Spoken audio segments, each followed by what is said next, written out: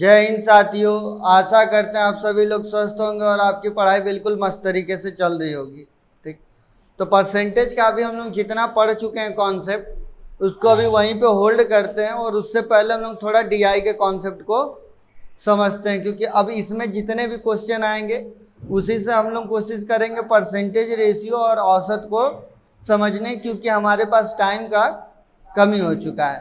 तो इस चीज़ को समझने के लिए हम लोग पहले आज देखते हैं। डीआई बहुत ही सिंपल सा क्वेश्चन होता है और आपके एग्जाम में इसका बहुत बड़ा रोल है, क्योंकि इससे आने वाले क्वेश्चनों की संख्या कितनी है, टोटल 20 है। तो इसके बारे में हमको अच्छे से पता होनी चाहिए, इसीलिए सोचे कि कम से कम कुछ क्लास ऐसे हो जाए जिसमें डीआई का ज़्यादा से ज़्यादा क्वेश्चन हम लोग टैकल कर पाएँ। सेम इसी तरीके से आपको एग्जाम में भी क्वेश्चन मिलेगा। इसको हम लोग पाई चार्ट कहते हैं या दंड चार्ट भी कहते हैं इसी को। इसमें जब हम लोग क्वेश्चन को करते हैं तो ऐसे ही एक ग्राफ मिलेगा हमको एग्जाम में, उससे रिलेटेड यहाँ पे हमसे 5 क्वेश्चन पूछा जाएगा। सबसे पहले हमको इस ग्राफ को समझने आना चाहिए। इसमें 2 ही चीज़ होना चाहिए, एक जो बेसिक मैथ्स के कॉन्सेप्ट हैं वो हमको पता होना चाहिए कि जैसे परसेंटेज क्या होता है, औसत कैसे निकलता है, रेशियो कब कैसे बनता है, या किसी भी संख्या में कब जोड़ा जाता है और कब घटाया जाए। मतलब एक बेसिक नॉलेज जितना होना चाहिए उतना हमको पता होना चाहिए, जो उतना हमको लगता है कि सबको पता भी होगा, कोई दिक्कत नहीं है। अभी क्वेश्चन किया जाएगा तो समझ में भी आएगा। दूसरा इसमें क्या होता है कि हमको ये ग्राफ समझ में आना चाहिए। जैसे इस ग्राफ में क्या दिया है, ए और बी। अब ए के लिए क्या दिया है कि जिसके बीच में लाइनिंग दिखाई देगा वो किसको इंडिकेट कर रहा है, ए को, और जो सादा है वो किसको इंडिकेट करेगा, बी को। अब ये 2 स्कूल के छात्रों की संख्या के अनुपात में दिया हुआ है और कितने संख्याएं होंगी वो यहाँ पे इनपुट किया है। कुछ आपको ऐसे ग्राफ मिलेंगे जिसमें ये ऊपर वाले नंबर नहीं दिए होंगे, बस ये साइड के नंबर दिए होंगे और आपको उस नंबर के अकॉर्डिंग, मतलब उस आपके इस फिगर के अकॉर्डिंग, अब जैसे ये फिगर यहाँ पे था, ठीक, ये फिगर जैसे मान लेते हैं यहाँ तक आ रहा है, ठीक। अब यहाँ पे 600 से तो ज़्यादा है और 700 से कम है, और जहाँ पर अगर ये नंबर जैसे यहाँ पे तो 640 लिख दिया है, लेकिन अगर नहीं लिखा होता तो हम इसको सीधे 650 मान के अप्रॉक्स क्वेश्चन करते हैं और जो आंसर आता है और वही हमारा सही भी होता है, ठीक। मतलब जरूरी नहीं कि जैसे इसमें लिखा हुआ मिल रहा है वैसा हमको सब में मिले, नहीं भी मिलता है। तो उससे परेशान नहीं होना है, बस दोनों नंबर के बीच के में जहाँ भी आएगा वो नंबर, अगर इक्वल में आ गया तब तो सीधे सीधे ले लेंगे। अगर इन दोनों के बीच में आएगा, अगर बीच में दिख रहा है तो 50 के आसपास लेंगे, उससे थोड़ा कम में दिख रहा है तो 25 लेंगे, और उससे ज़्यादा दिख रहा है तो सीधे 75 लेंगे, ताकि हम ऐसा नंबर लेते हैं जिसको काटना पीटना हमारे लिए क्या हो, आसान। ये ना हो कि हम वहाँ पे कहें कि नहीं थोड़ा सा ज़्यादा, इसको हम 99 लेंगे, 98 लेंगे, 97 लेंगे, 91 लेंगे। तो इससे क्या करेंगे, हम लोग खुद ही ज़्यादा होशियार बनने के चक्कर में क्या कर देंगे, गणितज्ञ बनने लग गए, और वहाँ पे अब क्वेश्चन होना नहीं है, क्योंकि सिर्फ यही थोड़ी है करने के लिए, वहाँ पे 100 क्वेश्चन है ना टोटल, तो उनको भी तो करना है। अब आप लगे इसी में दिखाने की नहीं हमारे वट से सीख के आए मैथ, हम तो करेंगे, पूरे करेंगे, तो फिर आपसे होगा भी नहीं, आप आर्यभट्ट बनते रह जाएंगे। और आर्यभट्ट को 0 खोज किए थे, एग्जामिनर भी आपको 0 दे के बोलेगा टाटा बाय बाय, ठीक, समझ में आ गया। तो उसमें नहीं ध्यान देना, बस बेसिक कॉन्सेप्ट्स को समझते हुए चलना है। ये समझ में आ गया ग्राफ कि लाइनिंग वाले को यहाँ पे खुद दिया होगा, हर ग्राफ में दिया होगा कि किसको क्या कहना है। इसमें 3 तरह के क्वेश्चन बनते हैं जो हम लोग के एग्जाम में आने वाले हैं। एक ये दंड चार्ट वाला, एक सर्कल वाला बनेगा जिसको हम लोग पाई चार्ट के नाम से भी जानते हैं, और एक बार ग्राफ के नाम से आता है। वो होता है जैसे कि ईसीजी वगैरह कोई करवाता हो तो उसमें इस टाइप का जो ग्राफ दिखता है, या जो इकोनॉमिक्स वगैरह जो लोग पढ़े होंगे और जो सांख्यिकी वाले टाइप के क्वेश्चन आते हैं उस टाइप के आपको वहाँ पे ग्राफ देखना। मतलब 3 टाइप के बेसिकली इसमें ग्राफ मिलता है देखने के लिए, जो हमको समझना है। उसके बाद एक है अंक तालिका वाला, तो उसका कॉन्सेप्ट थोड़ा सा इससे अलग है, उसको हम लोग अलग समझ लिया जाएगा। तो अब इसको अब जैसे ये हो गया, इतना समझ में आ गया, और नीचे क्या दिया हुआ है, सन 2008, 2009, 2010, 2012, ठीक, क्लियर। इस फिगर को समझने में अभी तक कोई दिक्कत नहीं। अब देखते हैं तब हम लोग सीधे क्वेश्चन को। अब पहला क्वेश्चन कह रहा है, आप लोग को हो सकता है कि थोड़ा छोटा दिखाई दे रहा हो, तो हम यहाँ पे बोल रहे हैं तो आप लोग उस चीज़ को नोट कर लीजिए, क्योंकि हमारे पास क्या है, कि थोड़ा डिजिटल बोर्ड की कमी है, पर आप लोग को उस चीज़ की कमी नहीं होने देंगे, हम खुद से वो बना ले जाएंगे, कोई दिक्कत वाली बात नहीं है। ठीक, तो आप लोग को जब हम बोल रहे हैं तो आप लोग नोट कर लीजिए क्वेश्चन में क्या पूछा था। तो जैसे पहला क्वेश्चन है कि किस वर्ष में दोनों स्कूल के छात्रों का अंतर सर्वाधिक था। ये क्वेश्चन हमसे पूछा और बहुत ही बेसिक सा क्वेश्चन पूछा। अब बस हमको ये देखना है कि कौन सा एक ऐसा साल है इनमें से, और इसके लिए हमको 4 ऑप्शन मिलेगा। जैसे एग्जांपल के लिए मान लेते हैं कि 2008 मिल गया ए पे, बी पे मिल जाएगा 2009, सी पे मिल जाएगा 2012 और डी पे मिल जाएगा 2013। इनमें से कोई एक होना भी चाहिए जिसमें अंतर ज़्यादा हो। ठीक, और कई बार ऐसा होता है कि ये इन 4 ऑप्शन में ही हमको चेक करना होता है। जैसे लड़के क्या करेंगे, सारे ऑप्शन चेक करने लगेंगे, जबकि वो एग्जामिनर खुद चाहता है कि आप सिर्फ ये 4 ऑप्शन ही चेक करें। उस 4 ऑप्शन देने का मतलब क्या है उसका, कि उन चारों में से ही तो कोई एक होगा ना आंसर। और यहाँ पे टोटल कितने साल है, 1 2 3 4 5 6 साल है। अब यहाँ पे 6 साल का गणना करना हमारे लिए जरूरी है, जब उनमें से वो आंसर ही नहीं है। जैसे कि 2008 और 9 है, 10 है ही नहीं और 11 है ही नहीं, तो 10 और 11 को हमको देखने की जरूरत है कि उसमें क्या होगा नहीं होगा। क्यों देखना है, जब ऑप्शन ही हमको 4 देना है तो हम सबका गणना क्यों करेंगे। और लड़के गलती क्या करते हैं, वो सबका गणना करते हैं। ठीक, तो वही गणना नहीं करना है, जितना दिया उसका चेक कर लेंगे। अब जैसे 2008 का दिया पहला ऑप्शन, तो 2008 में देख रहे हैं कि 550 था बी, और ए कितना था 640 था। इनके बीच का अंतर कितना दिखा हमको, 2008 में देखें तो हमको कितना दिख रहा है, 90 का डिफरेंस दिख रहा है। समझ में आ रहा है, इसको कैसे करना है। 640 था किसमें, ए में, और बी में कितना था 550, इसको माइनस कर देंगे तो कितना आ जाएगा हमारा 90। समझ में आ रहा है ना। उसके बाद दूसरा ऑप्शन क्या दिया है हमारे पास, 2009। तो 2009 की जब बात करेगा तो इसमें देखो 800 और इसमें 820 है। तो इतना छोटा सा क्वेश्चन के लिए यहाँ पे लिखने की जरूरत है, हम लोग यहीं पे डायरेक्ट भी लिख सकते हैं कि दोनों के बीच का डिफरेंस कितना है 20 है, इनके बीच का डिफरेंस कितना है 90। ठीक, क्योंकि ये हमको आगे भी काम देगा। बार ग्राफ का क्वेश्चन का यही एक सबसे बढ़िया डीआई का कॉन्सेप्ट होता है कि जो भी आप करते हैं और निकालते हैं एग्जाम में, आपको दूसरे क्वेश्चन में भी उसका बेनिफिट जरूर देखने के लिए मिल जाएगा। ठीक, उसके बाद हमको कौन सा दिया ऑप्शन, 2012 का दिया। अब यहाँ पे देखो 900 और यहाँ पे 500, तो इनके बीच का डिफरेंस कितना है 400 का। उसके बाद 2013 है ऑप्शन में, 2013 में कितना है 480 और 750। तो 20 अगर यहाँ पे दे दें तो कितना हो जाए 500, और यहाँ बचा 250, तो अंतर कितना हो गया 270। समझ में आया 270 कैसे तेजी से करते हैं। तेजी से करने का सबसे सही कॉन्सेप्ट होता है कि अब यहाँ पे 480 और यहाँ 750। 480 में हम कितना जोड़ दें कि 750 के पास पहुँचने में हमको दिक्कत ना हो। तो कौन सा नंबर आया 480 के बाद 500 आएगा, तो 480 में हम 20 दे दें, 500 हो गया। अब 500 अगर हमसे 750 जाना है तो अब कितना हम बढ़ा रहे हैं, 250 ही तो बढ़ा रहे हैं। 250 वो हो गया, और 20 किसको दिए थे, इसको दिए थे, तो वापस ले लें अपना पैसा, तो उसको जोड़ दिए तो 270। समझ में आया, ये होता है तेजी से जोड़ने का तरीका। अब जैसे ही देखो ये हम निकाल लिए, अब इसमें हमको कुछ कारण बताने की जरूरत है कि किस में अंतर ज़्यादा है। साफ साफ दिख रहा है कि 400 ज़्यादा किस में 2012 में, तो ऑप्शन हमारा सही हो जाएगा कौन सा, सी वाला। किसी तरीके कोई दिक्कत इसमें, पहले क्वेश्चन में समझ। इसी तरीके का आपको एग्जाम में भी मिलेगा क्वेश्चन। ऐसा नहीं है कि बहुत हार्ड आता है, सिंपल आता है, बस लॉजिक को समझना है। तो पहले का आंसर आ गया हम लोगों का, आ गया ना पहले का आंसर। क्या है आंसर पहले का 2012, ये हो गया हमारा आंसर। दूसरा क्वेश्चन क्या कह रहा है कि स्कूल बी के छात्रों की औसत संख्या कितनी है। अब यहाँ पे देखो एवरेज निकालने का कॉन्सेप्ट पता होना चाहिए। एवरेज निकलता कैसे है,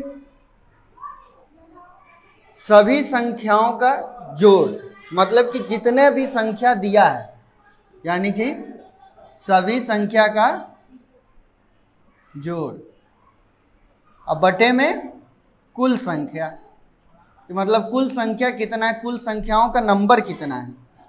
याद रखना कि कुल संख्याओं का नंबर, जैसे कि समझो ये कैसे आता है एवरेज, क्योंकि इससे पहले शायद औसत सही से नहीं पढ़े हो, तो उस चीज को समझ लो यहाँ पे ये औसत निकले कैसे।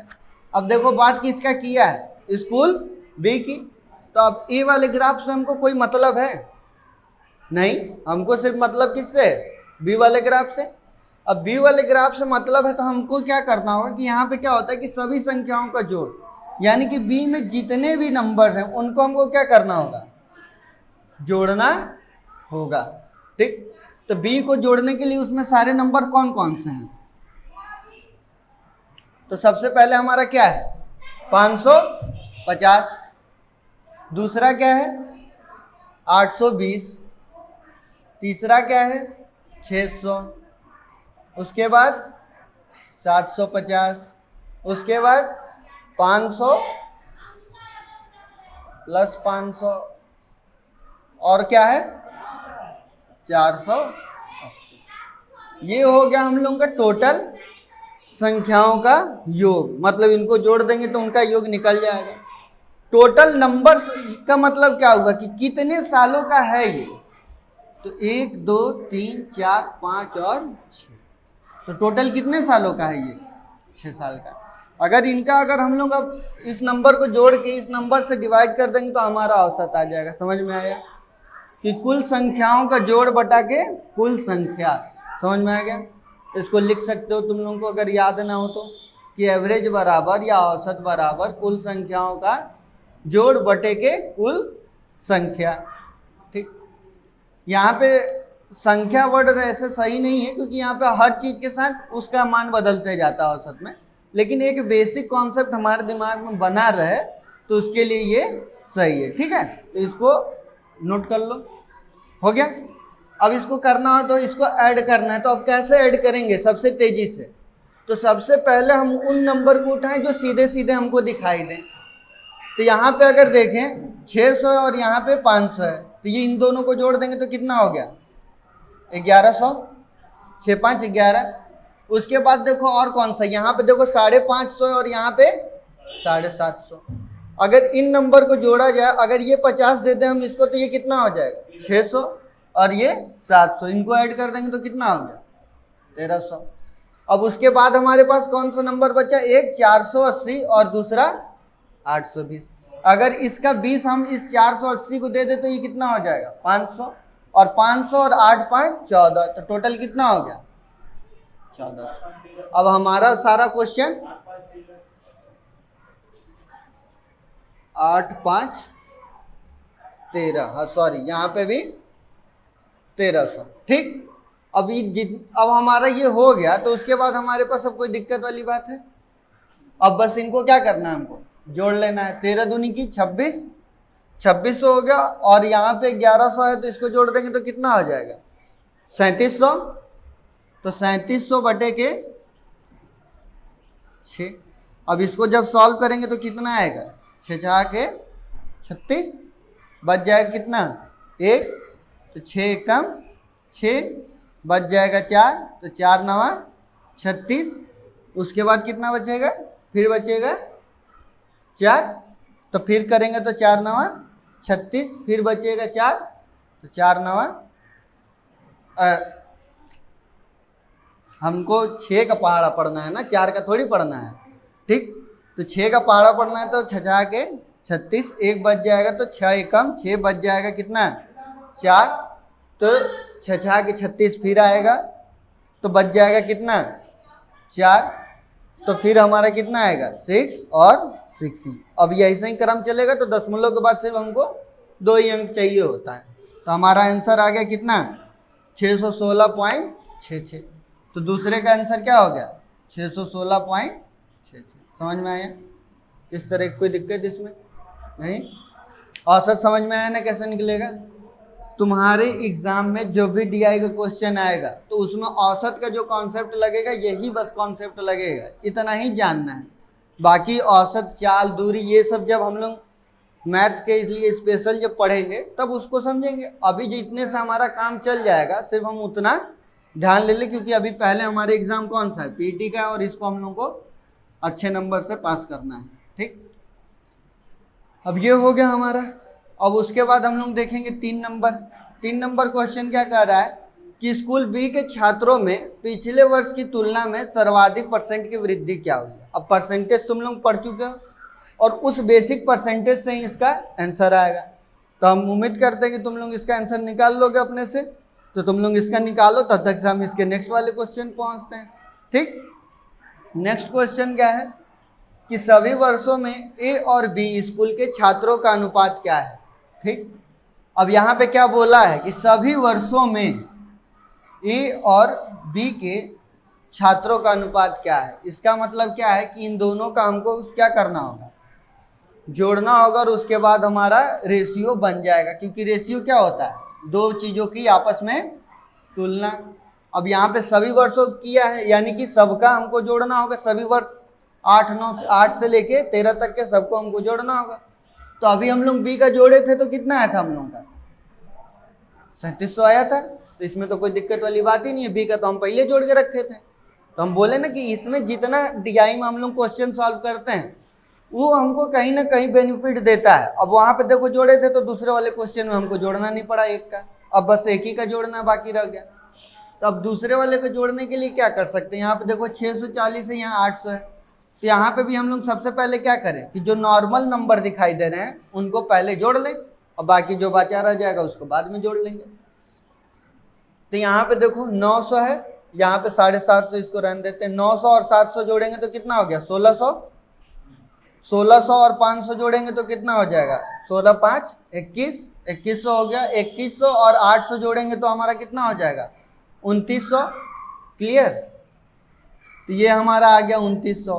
अब बच कौन सा गया 640 और 750। अब देखो यहाँ पे क्या है, 40 और 50 को रहने दो, इन दोनों को छोड़ दो, 600 और 700 को जोड़ लो, कितना हो गया 1300।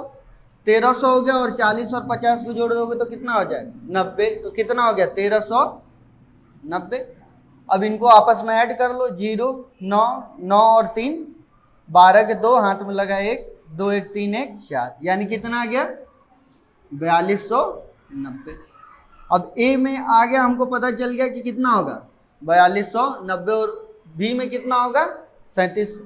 और रेशियो का मतलब होता है कि हमको उसको सबसे छोटे फॉर्म में लिखना होता है जब तक वो कटेगा। तो सबसे पहले तो 0 से 0 एक कटी जाएगा।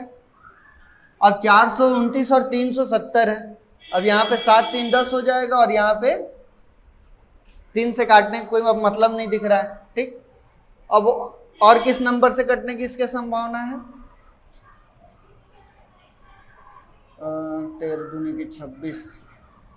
अब जिससे भी कटेगा आप लोग इसको काट पीट के चेक कर लीजिएगा कि इससे कट रहा है, और नहीं कटेगा तो फिर इसका आंसर क्या हो जाएगा, यही हो जाएगा 429 रेशियो 370। समझ में आया,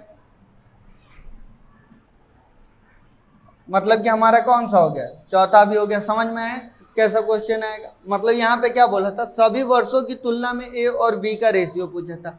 अच्छा, यहाँ सभी वर्ष ना देके अगर यहाँ पे पूछा होता कि ए के 2008 और 2010, सी का 2011 और 2012, बी का, तो जब ऐसा क्वेश्चन आता तो उसमें क्या करते, जितने साल का दिया हो बस उसी नंबर को जोड़ते और उनका रेशियो निकालते, जो भी आता वही हमारा आंसर होता। समझ में आया। अब उसके बाद नेक्स्ट क्वेश्चन क्या कह रहा है कि 2008 एवं 9 स्कूल ए के छात्रों से स्कूल बी के 2012 एवं 13 से कितना संख्या अधिक है। अब देखो इसमें बताने के लिए कितना आसान है। अब यहाँ पे क्या बोल रहा है कि 2008 और 2009 किसका देखना है हमको, ए का। तो 2008 और 2009 में ए का देखेंगे तो कितना हो जाएगा 8 6 14 और 1440 हो गया। ये कौन है 1440, ए है। समझ में आया, बहुत आसान सा है कि नहीं डीआई। अभी तक लग रहा था जब तक नहीं सॉल्व किए थे कितना कठिन है, लेकिन है ना एकदम आसान सा, जोड़ घटाओ गुणा भाग बचपन से करते हैं। इसीलिए कहते हैं मैथ बहुत आसान है, जिसको रीजनिंग समझ में आया है उसको मैथ समझ में आएगा। ठीक, अब जिसको लॉजिक पकड़ना ही नहीं आएगा तो फिर कहाँ से आएगा। एटलीस्ट कम से कम इतना तो हो कि लॉजिक समझ में आना चाहिए। अब लॉजिक समझ में आ रहा मतलब क्वेश्चन सॉल्व होगा। अब उसके बाद क्या कर रहा है, बी का कौन सा बोल रहा है 12 और 13। अब 12 13 में बी का देख लो कितना होगा 5 4 9 980। बी का कितना हो गया 980। अब बोला है कि 13 से संख्या से कितना अधिक है, हमको यही बताना है, बस हमको ये देखना है कि कितना अधिक है। ठीक, अब कितना अधिक है इसके बारे में जानकारी के लिए हमको बस इसमें क्या कर देना है कि इस 1440 में से इस 980 को घटा देना है, जो संख्या आएगी उतना ही तो ज़्यादा होगा। समझ में आया? तो इस वाले क्वेश्चन में भी थोड़ा सा भी दम दिलासा था। जोड़ घटाओ बचपन में नहीं सीखे हैं? सीखे हैं ना? तो यहाँ पे क्या ही करना है, माइनस तो करना है, माइनस करने नहीं आएगा बताओ। और क्वेश्चन पूछ रहा है और इसके बाद एग्जाम में ऐसे ही हमको 20 क्वेश्चन मिलने वाले हैं, तो जोड़ घटाओ तो गुणा भाग तो सबको आ ही जाता है। तो अगर इसका माइनस करना तो कितना आ जाएगा, 0 के 0, 14 में से 8 जाएगा, 4 में से 8 तो जाता है ना, 4 में से 8 घट जाएगा ना, नहीं घटेगा? अच्छा इससे हासिल ले लें, कैसे घटाएंगे? अच्छा इससे हासिल ले लेंगे बगल वाले से, 14 हो जाएगा, यहाँ से 8 को घटा लें हैं तो कितना हो जाएगा, 6। अरे शर्म करो, ये भी बताना पड़ रहा है कि सर इतने से हासिल ले घटा लेंगे हैं, इतना कर लेना चाहिए था ना, फटाक से घटा के आंसर आना चाहिए था। इसमें भी बता रही कि हाँ सर इधर से माइनस करना हमको आता है सर, आता है सर, माइनस करने आता है, इधर से हासिल लेके किया जाता है। अब परसेंटेज वाला क्वेश्चन रह गया था, आया आंसर परसेंटेज वालों का? आखिर में परसेंटेज इतने दिन पढ़े हो, इससे बहुत अच्छे लेवल तक का पढ़ चुके हो, तो एटलीस्ट इतना तो आना ही चाहिए। क्या पूछा था कि स्कूल बी के छात्रों में पिछले वर्ष की तुलना में सर्वाधिक परसेंट वृद्धि किसमें हुई है। जब भी ऐसा क्वेश्चन आएगा तो हमको फिर से ऑप्शन हमको 4 मिलेगा, तो हमको उन 4 ऑप्शन का ही देखना होता है, सबका नहीं देखना होता। पर यहाँ पे हम ऑप्शन नहीं लिखे तो हमको क्या करना होगा, सबका चेक करना होगा। अब यहाँ पे क्या बोला है कि बी के छात्रों के पिछले वर्ष की तुलना में सर्वाधिक वृद्धि, यानी कि हमको ए से कोई लेना देना है, हमको सिर्फ लेना देना किससे है, बी से है। वो भी कब लेना देना है, जब पिछले वर्ष की तुलना में अगला वर्ष अधिक हुआ हो, इंक्रीज हुआ दिखना चाहिए। बोल रहा है ना कि पिछले वर्ष की तुलना में सर्वाधिक वृद्धि हुई हो, यानी कि पिछले वाले वर्ष से इस साल हमारा वृद्धि ज्यादा होना चाहिए। तो अगर पहले साल देखें तो यहाँ पे कितना है, 2008 में अगर 550 था और तो 2009 में कितना हो गया, 820, यानी वृद्धि तो हुआ है। अब कितने का अंतर आया है यहाँ पे माइनस करके निकालो तुम लोग। लेकिन उसके बाद देखो क्या है कि 820 के बाद 600 हुआ, तो ये वृद्धि तो है नहीं। अगर 820 में हमारे पहले स्टूडेंट आए थे और उसके अगले साल हमारे पास 600 हैं, तो इसको वृद्धि कहेंगे या कमी कहेंगे, कमी हो गया ना। तो यानी कि 2010 वाले को लेना है, नहीं लेना। लेकिन 2010 में हमारे पास 600 स्टूडेंट थे, तो 2011 में कितने हो गए, 750 हो गए, यानी बढ़े कि नहीं बढ़े। यानी कि ये वाला कौन सा था, 2009 था, जिसमें हमारे पास क्या हुए थे, स्टूडेंट बढ़े थे। ठीक, उसके बाद हमारे पास स्टूडेंट किसमें बढ़े, 2011 में। 2011 में कितने बढ़े स्टूडेंट, 600 से 750। ठीक, जो भी आंसर अभी आएगा वहां पे देखा जाएगा। उसके बाद नेक्स्ट ईयर देखो फिर क्या हुआ, 12 में जाते ही 750 से फिर आ गए हम 500 पे। तो वृद्धि हुई या कमी हुई, कमी ही हुई। और उसके बाद देखो 500 के बाद कितने पे आ गए, 480 पे आ गए। तो यानी कि फिर क्या हुआ, वृद्धि हुआ कि कमी हुआ, कमी ही हुआ ना। तो इसका मतलब हमको सिर्फ चेक करना है इन दोनों में कि इन दोनों में सबसे ज़्यादा परसेंटेज वृद्धि कहाँ पे हुआ है। तो 600 में से, अच्छा यहाँ पे देखो 600 माइनस 750, तो डीआई में ऐसा कॉन्सेप्ट नहीं लगता कि माइनस में आएगा। अगर ऐसे नंबर आया तो तुम इसको ऐसे लिख सकते हो कि 750 माइनस 600, कभी भी आंसर निगेटिव फॉर्म में नहीं आएगा, क्योंकि तुलना वाला कॉन्सेप्ट में कभी भी माइनस में नहीं जाएगा, याद रखना इस चीज़ को। तो यहाँ पे कितना आ गया हमारा, 150। ऊपर वाले को देखेंगे तो यहाँ भी चेंज कर लो, 820 माइनस 550। इसको सबसे तेजी तरीके से करने का तरीका क्या होगा, इस 550 को क्या कर दें हम, 600 बना ले। 600 बनाने के लिए क्या करना होगा, हमको 50 इसमें जोड़ना होगा। जब 600 हो गया तो यहाँ पे कितना बनेगा, 6 2 8 220, और यहाँ पे कितना जोड़े थे हम, 50, तो कितना हो गया 270। समझ में आया। अब देखो अब इसमें बस अब हमको ये देखना है कि वृद्धि का परसेंटेज सबसे ज़्यादा, अब जैसे नंबर में देखो यहाँ 270 आया और यहाँ पे 150, अगर नंबर में पूछा होता तो हम आंख बंद करके अभी तुरंत 2009 पे टिक कर दिए होते ना। लेकिन परसेंटेज की वृद्धि या कमी हमेशा किस पे होता है? बेस पे। जो बेस ईयर रहेगा उसी पे तो वृद्धि या कमी होगी। तो अगर 2009 वाली का देखा जाए, बेस ईयर कौन सा था? 550, यानी कि इसकी वृद्धि किस पे हुई है? 270 की वृद्धि किस पे हुई है? 550 पे, और परसेंट के लिए गुणा में 100। उसी तरीके से 2011 वाले का देखें तो इस 150 की वृद्धि हुई है, किस पे हुई है 150 की वृद्धि? एक 600 पे, और परसेंट बनाने के लिए क्या कर सकते हैं? गुणा में 100। अब काटा पीटी खून खराबा करना है और जो आंसर आएगा हमारा वही आंसर होगा। वैसे देखा जाए तो यहाँ पे साफ साफ समझ में आ रहा है कि अगर इस ऊपर वाला साफ साफ दिख रहा है कि इसके 2.5 गुना के अप्रॉक्स में बैठ रहा है, यानी कि वो 50% के आसपास में जा रहा है हिसाब किताब, ठीक। तो यहाँ पे कम जा रहा है, तो साफ साफ दिख रहा है कि हमारा पहला वाला ऑप्शन ही आएगा, ठीक। मतलब सारा चीज़ कैलकुलेशन में नहीं करना होता एग्जाम में, एक देखा जाता है कि नहीं डिफरेंस बहुत ज़्यादा है तो इसका मतलब क्या है? अंतर ज़्यादा होगा। ज़्यादा समय क्यों देना? वहाँ पे आपके step by step question solve करने के नंबर देने वाला है, वो नहीं देने वाला। जो ऑप्शन टिक करेंगे उसी का आंसर देगा। समझ में आया? इस क्वेश्चन में किसी तरह की कोई दिक्कत, डाउट? समझ में आया ना? देखते हैं तब नेक्स्ट है। वीडियो की लेंथ बहुत लंबी हो रही है और आप लोग को ज़्यादा लंबी वीडियो देख के क्या होने लगता है? एंजाइटी होने लगता है। तो इस वीडियो को रखते हैं अब यहीं तक। अब मिलेंगे नेक्स्ट वीडियो में, तब तक के लिए जय हिंद जय भारत।